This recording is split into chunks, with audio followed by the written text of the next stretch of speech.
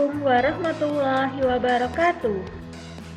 Di kelas Bu Nunung kali ini kita akan belajar tentang jenis dan fungsi batik.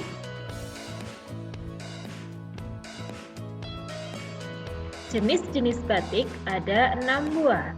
Yang pertama, batik tulis. Yang kedua, batik cap. Yang ketiga, batik printing. Yang keempat, batik kombinasi. Yang kelima, batik jumputan. Dan yang keenam, kain bermotif batik. Yang pertama, kita akan membahas tentang batik tulis. Batik tulis dibuat dengan cara menuliskan malam menggunakan canting. Ini adalah contoh gambar malam dan juga canting tulis. Bahan kain batik adalah kain mori, kain santung, dan belaju. Ini contoh gambar kain mori dan juga kain santung. Proses pewarnaan batik diulang-ulang. Bahan pewarnanya berasal dari alam, seperti batang, akar, daun, dan buah tumbuhan. Bahan lainnya kapur, tetes tebu, dan lumpur. Ini adalah contoh gambar pewarna alam.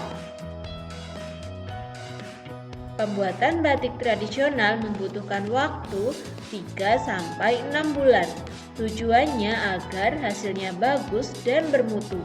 Oleh karena itu, batik tulis harganya mahal.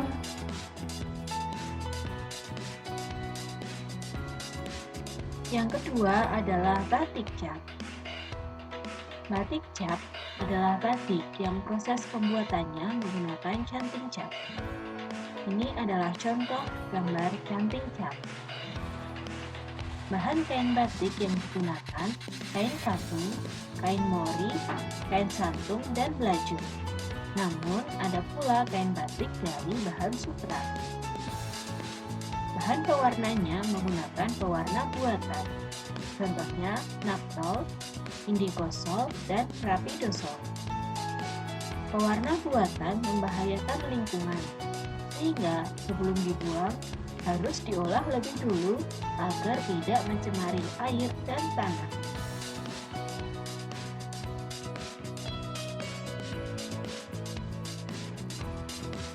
Yang ketiga adalah batik printing. Batik printing dibuat dengan sablon. Corak batik printing lebih bervariasi. Pembuatan batik printing lebih cepat dibandingkan dengan batik tradisional. Batik printing harganya juga lebih murah. Contoh batik printing adalah seragam sekolah. Yang keempat adalah batik kombinasi. Batik kombinasi ini dibuat dengan cara batik tulis dan batik cap. Ini adalah contoh gambar batik kombinasi. Pembuatannya, batik tulis kombinasi lebih cepat prosesnya. Caranya, kain dicap malam menggunakan canting cap. Kemudian, kain ditambahi isen-isen dan penjemurnaan motifnya secara tulis tangan menggunakan canting tulis. Yang kelima adalah batik jumputan. Batik jumputan dibuat tidak memakai malam. Batik jumputan menggunakan tali sebagai penghalang warna. Cara pembuatan batik jumputan yaitu kain diikat menggunakan tali, kemudian dicelupkan pada pewarna. Setelah kering, kain buka, kemudian terbentuk motif batik jumputan seperti gambar di samping. Yang keenam adalah kain bermotif batik.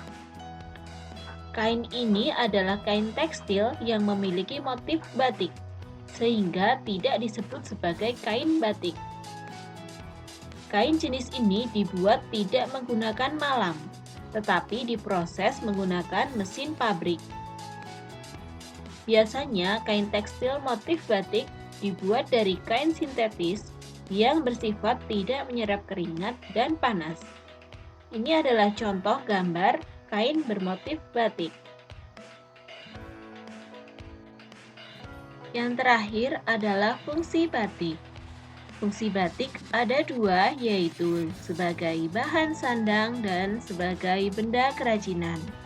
Contoh batik sebagai bahan sandang adalah untuk pakaian upacara adat, pakaian dinas, seragam sekolah, dan pakaian sehari-hari. Kemudian, batik sebagai kerajinan, contohnya nampan, tudung saji, tempat tisu, sarung bantal, sepatu, tas, sandal, dan lain sebagainya. Terima kasih telah mengikuti kelas Bu Nunung kali ini. Sampai jumpa lagi. Wassalamualaikum warahmatullahi wabarakatuh.